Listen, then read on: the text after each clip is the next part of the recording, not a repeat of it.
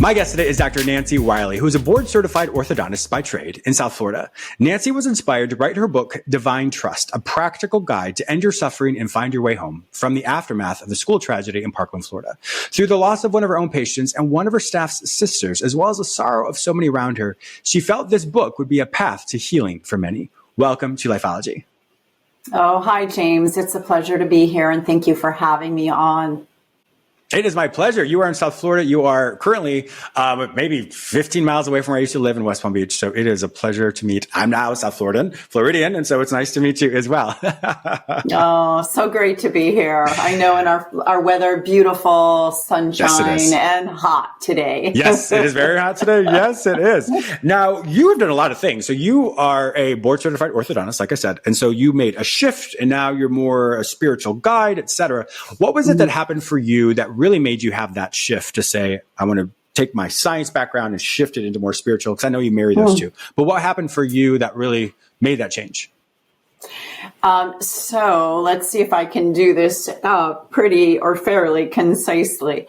As an orthodontist, I grew my left brain. I was in school until I was 32. I have 6 advanced degrees, 3 from Columbia University. Wow.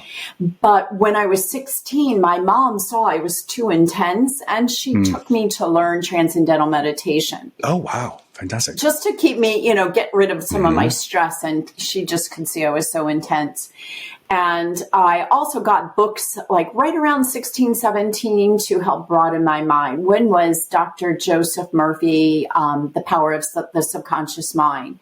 And then Autobiography of a Yogi when I was about 20. Some friends gave it to me. I'll never forget. And these helped to wow, what is going on? And still, the science kept growing, but I was also simultaneously developing my right side of my brain, or what I call my consciousness.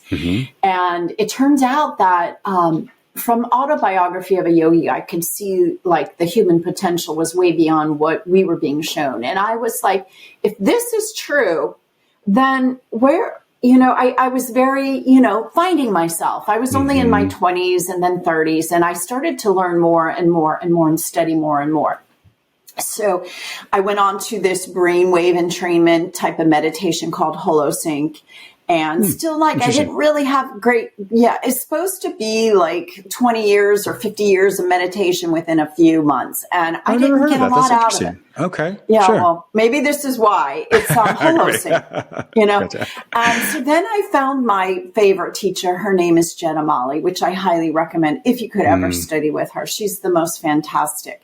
She would guide us through meditation. And through her meditation, I started studying with her in 2008. So I've been studying with her since. And pretty much on a regular with group mentoring, there's 6 of us in her most recent group mentoring. So I studied with her for years, and I became a ardent follower.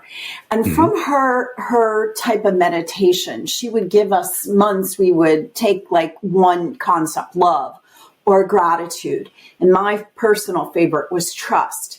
So she would have us meditate on trust, and trust seemed to take whatever was going on. If I was in the regular human condition where, you're scattered, you're suffering, and it would just do something like this. It would just bring my energy right back in and commune me right with source energy. So I literally see and come from every day right now from the face of God. I see it. I know it. I live it. I get up every morning devoting, surrendering to this energy. And I let it work through my eyes, my mouth, my whole body, energy field, my hands, and walk on the planet as this energy.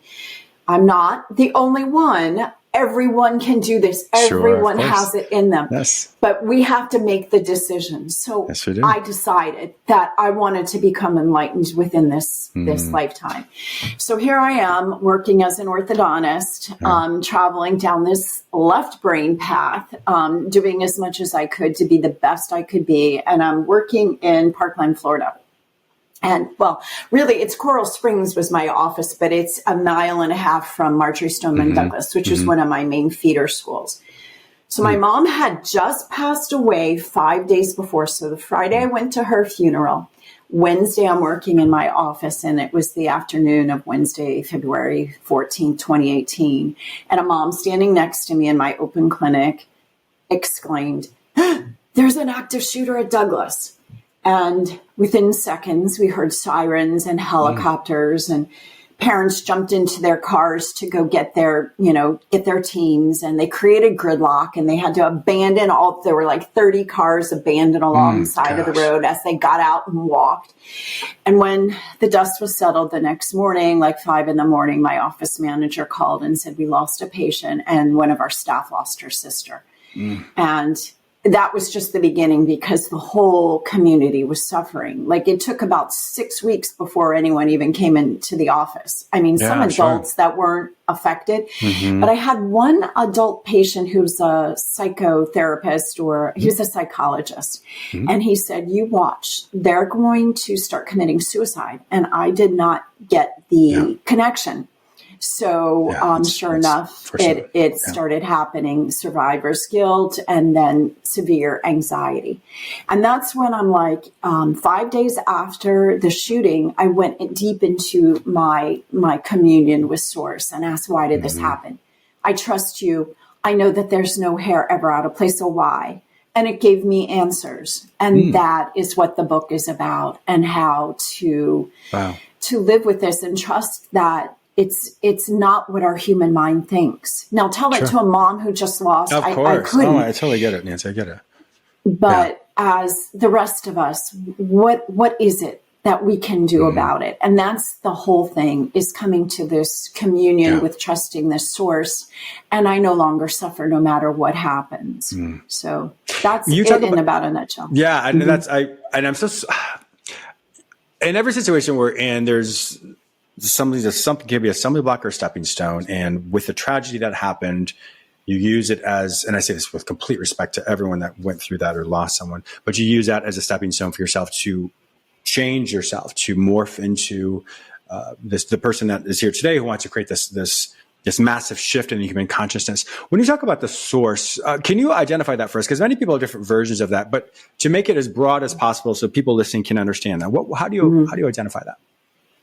So Source is the energy that hosts all things. It could be, it's whatever name. I don't like, when you come from that, you don't have to put a label on it, but it's what, people will call God, although there's so many stigmas associated to the word God. Unfortunately, there Source energy, the universe. It's an energy that hosts all things, and it's alive and it's aware, and it wants us to know it.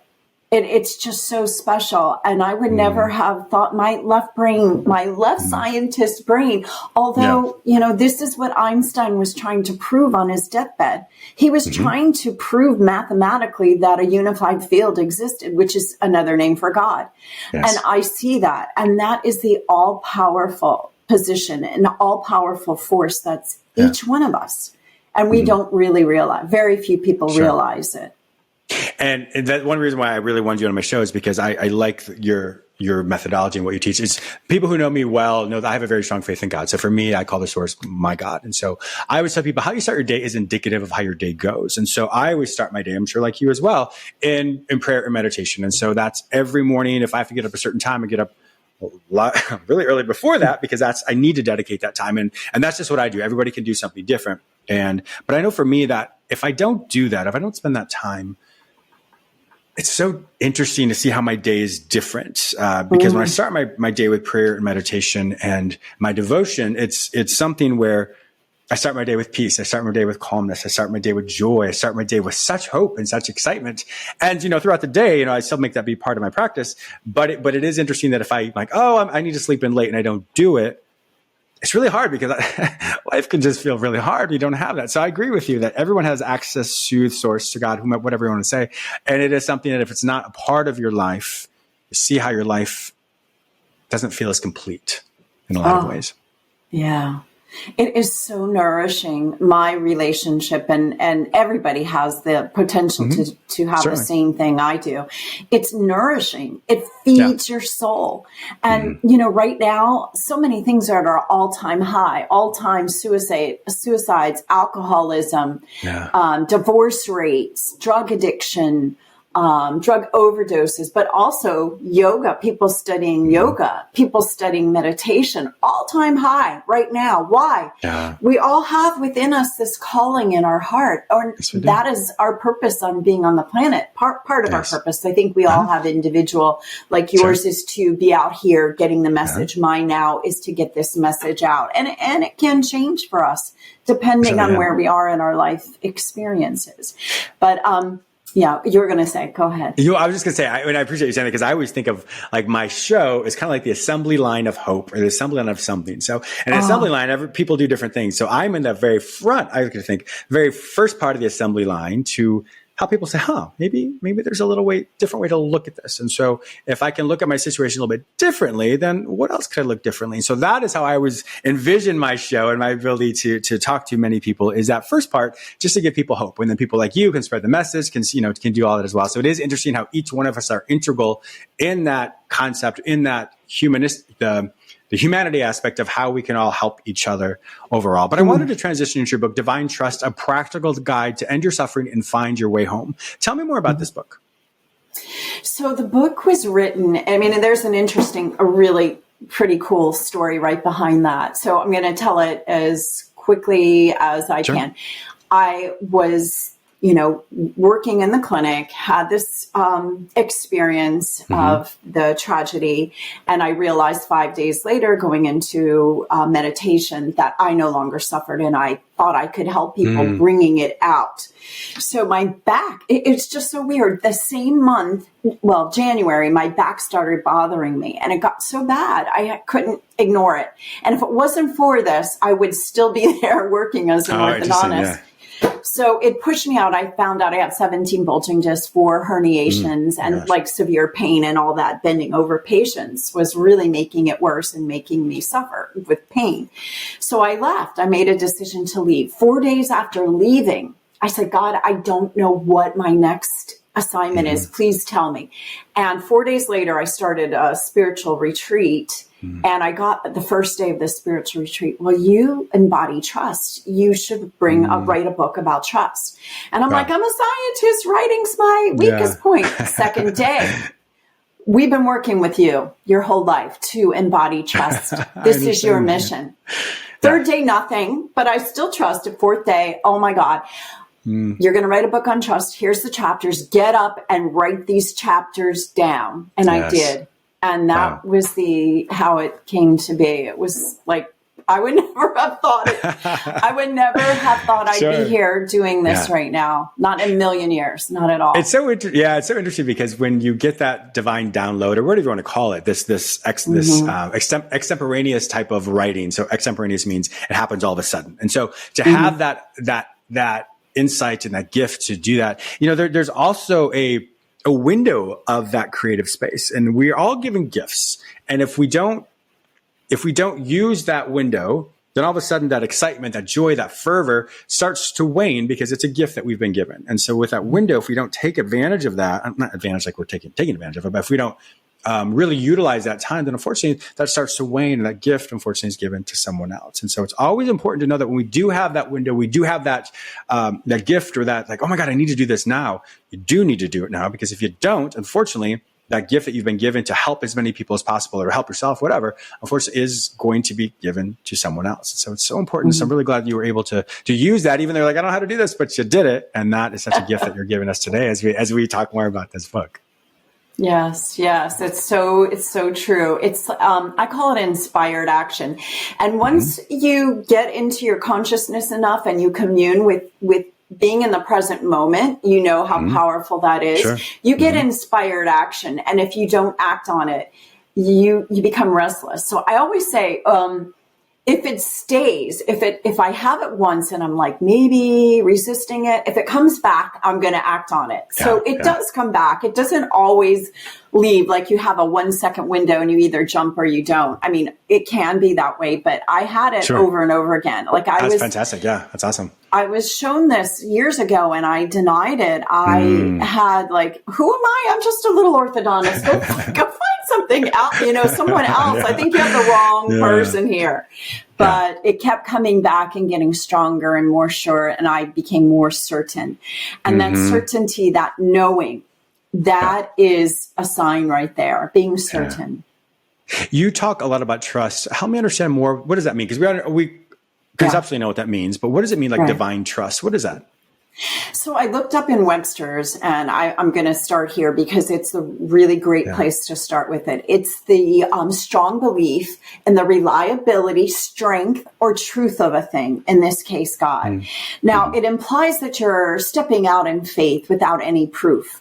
And I think at first I used the faith of my teacher, Jetta Molly, to show me, hold her light. And then once I, had my light on, it was like, I was on my own train track, barreling down this road of enlightenment.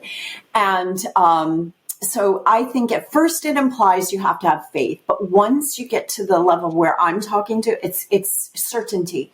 You see that there is actually an energy that wants us to see it, that's alive and aware of us, that's taking care of us. It's benevolent.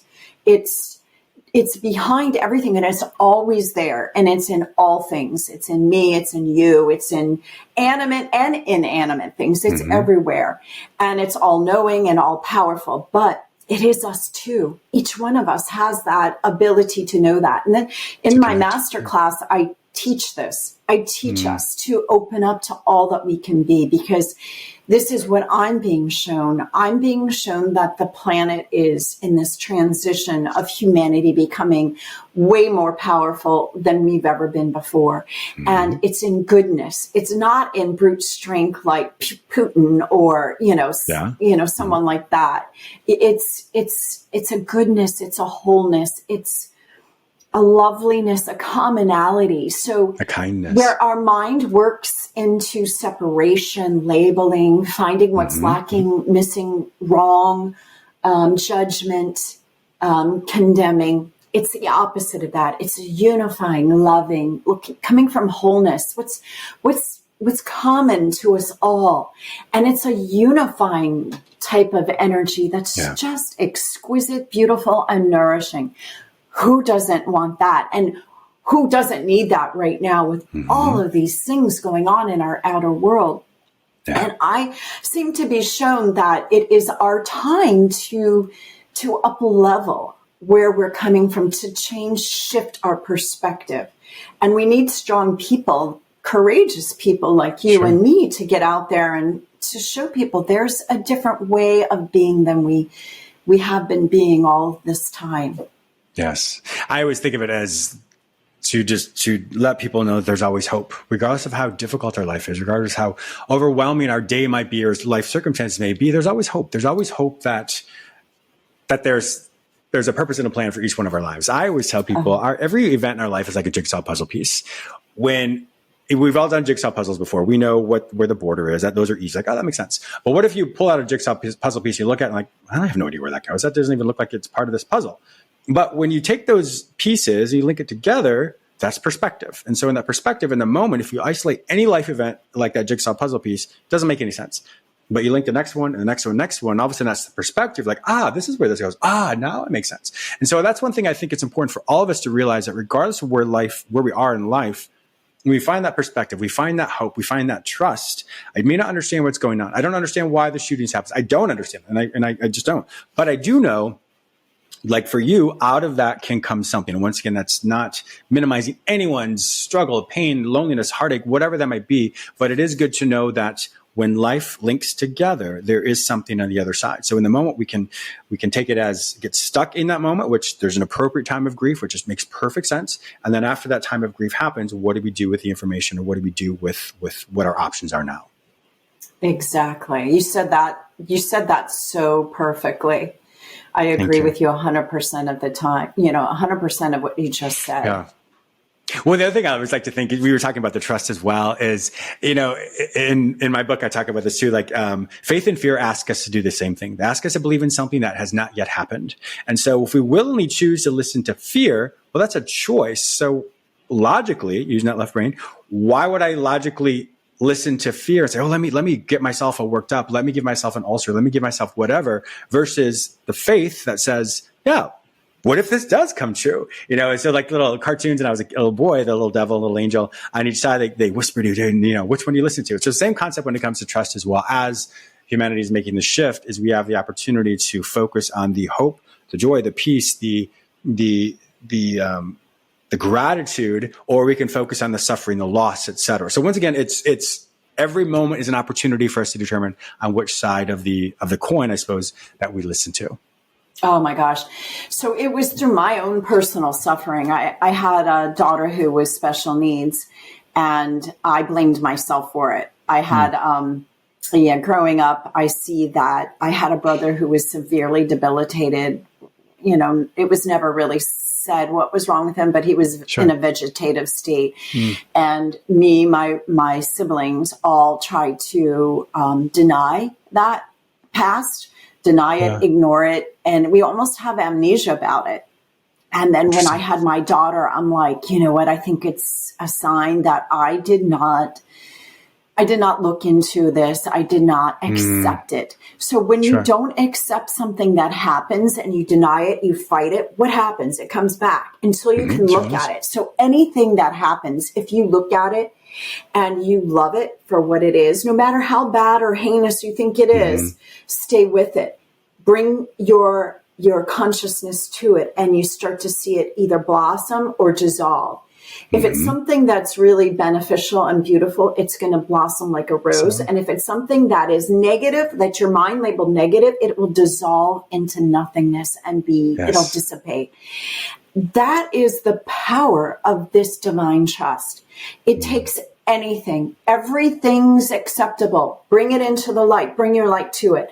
And if you're seeing it and your mind's labeling it as bad, stay with it. Bring your stand for love, your light into it, and it dissipates. It's just the most exquisite, beautiful power that we could ever have. So anything that is a suffering moment is dissolved into beauty, and everything becomes an opportunity, and everything's perfect. And then suddenly there's nothing wrong, right? There's nothing ever wrong or out of order. It's all perfect.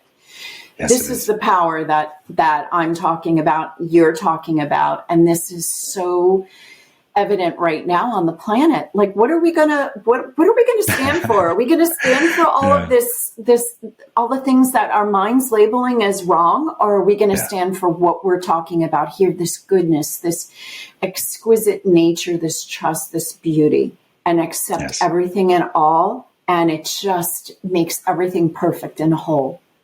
Yes, it is. Unfortunately, our time is up. Nancy, we could talk for hours, you and I. We're like, If my viewers and listeners want to learn more about you and to learn all about this trust that you're talking about in your book, Divine Trust, A Practical Guide to End Your Suffering and Find Your Way Home, where will they find all this information online? Well, they can go to trustthedivine.com, and there's so many things there. They can buy the book there. Everything's there. I'm having a master class that teaches the divinity within all of us and how you can achieve this state easily. So trustthedivine.com is the place.